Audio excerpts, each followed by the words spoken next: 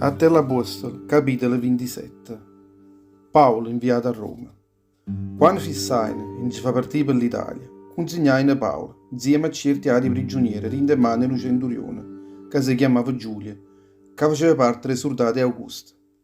Saiettem a bordo, e non aveva la città e a Tramitto, che stava partì in mezzo ai porti della provincia dell'Asia, e a Sarpaimo. Insieme con noi c'è pure Aristarca, che era uno che si rinda a Macedonia, ma veniva rinda a città di Tessalonica. O giorno appresso arrivavamo rinda a città di Sidone, e che a Giulia facette un segno e cortesia a Paolo, l'andolo con sensi e trovò l'amici suoi, che l'accogliette non rignette né amore.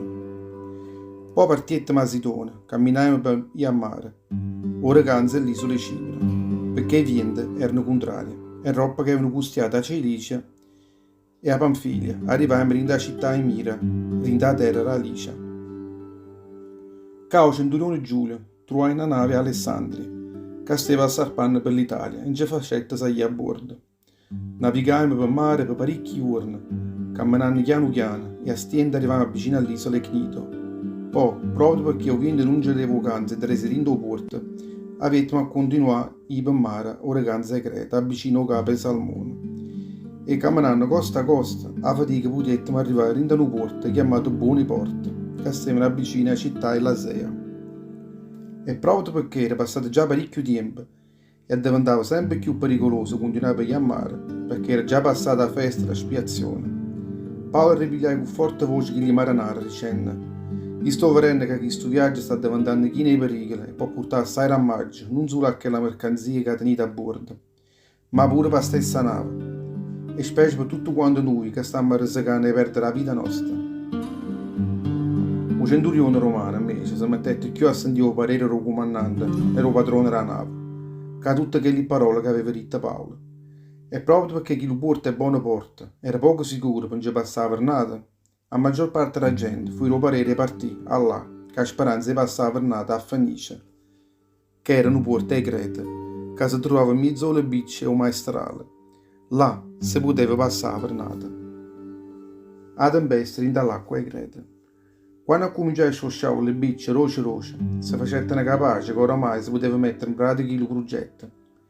L'uvaina l'angre ripigliava in per mare, costa a costa, vicino all'isola Crete. Ma non era passato ancora parecchio tempo, quando si scatenava contro l'isola un vento tanto forte, che rassomigliava a Lucifero che veniva chiamato Eriquilone. Quella nave fu arrunzata 30 kg Lucifero e vento, e non potendo più reire innanzi a chi lo vento così forte, ognuno di noi, abbandonato in da forza che lo vende, ce lasciamo portare alla corrente romana. Per tramente stiamo passando vicino all'isolotto chiamata Caudas, a fatica riuscette a pigliare una varcatella di salvataggio. I marinari poi tirarono a bordo che la varcatella con tutta l'attrezzatura che tenevano a bordo e si cominciarono a infasciare quella varcatella, con sarta per far diventare assai più forte. Poi per pure fornire incagliati dentro alla rena dei sirti, i marinari buttarono a mare l'angre galleggiante e che la nave netta sballucchiata dentro all'onna e dentro vento e si lasciava portare al vento. E proprio perché che la tempesta continuava a sballucchiare qua e là, un giorno appresso cominciarono a buttare a mare tutta la mercanzia della nave che tenevano a bordo. E il terzo giorno buttarono a mare pure tutte quelle vele, tutte in sarta e tutte quelle che facevano parte della nave. Per parecchi giorni non si vedeva né sole e manco più le stelle che la tempesta diventava sempre più violenta. E ognuno di noi aveva apprezzato pure che la speranza e si poteva salvare. A parecchio tempo nessuno mangiava più. E tanto Paolo si alzava in mezzo alla loro ricetta. Sarebbe stato meglio se voi avessimo stato a sentire quando vi ricette non a salpare dall'isola Creta, perché così avremmo scansato chi sto pericolo e tutti chi sono ramaggi. Ma poveri, non vi scoraggiate, non vi abbolite, perché non c'era nessuno che perderà la vita sua in mezzo a voi, perché non c'era solo la perdenza della nave. Io vi posso assicurare, perché proprio da questa notte ha comparuto innanzi a me un angelo che lo dica sto servendo, perché appartenga a essa. E Maritta, non ti pigliare paura, Paolo, perché tu accompagni innanzi a Cesare, e Dio ha fatto la razia a te e a tutti i compagni che stanno in coppa nave insieme con te. Perché se vedi non vi perdete coraggio, perché te che fate, rinda a Dio, e sono sicuro che succederà proprio come va giurito. Nessuna cosa invece potremmo fare per non scansare e a sbattere in coppa a qualche isola. Come arrivai alla 14ª notte, a quando stiamo yendo per mare, portata solo dalla corrente romare l'Adriatico, mezza a mezzanotte, tutte le marinare avevano la sensazione che si trovava vicino alla terra. Buttai in mare lo scandaglio e vedettero che stavano una ventina di bracciate di acqua. Scanagliando un'altra volta, trovai che stavano una quindicina di bracciate. Per paura di sbattere contro i scogli, buttai in mare 4 anche a poppa, aspettando con una rossa smania in gola, che faceva sempre 6 giorni. Ma proprio perché tutti gli marinari stavano cercando di se ne fuori alla coppa a nave e stavano alla canna a scialuppa a mare, trovavo una scusa che volevano buttare a tiangere in coppa a prora. Paolo ricette subito a chi lo centurione a tutte le soldate: se chi sta marinare non rumare in coppa a nave insieme a noi, manca voi vi salvarete. E tanne tutte le soldate tagliarono e fune e che la barcatella salvataggio e facettene cari a mare. Zino a quando uno ha scelto solo, Paolo cercava di spunzare tutta la gente a se mangiare qualcosa ricetta allora. Che giornate oggi sono 14 giorni che non assaggiate niente.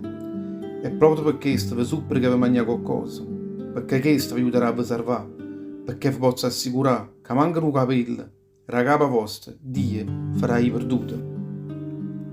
Roppa che vritte queste parole, Paolo paia pigliare il pane, ringraziai a Dio innanzi a loro, lo spezzai e cominciai a mangiare.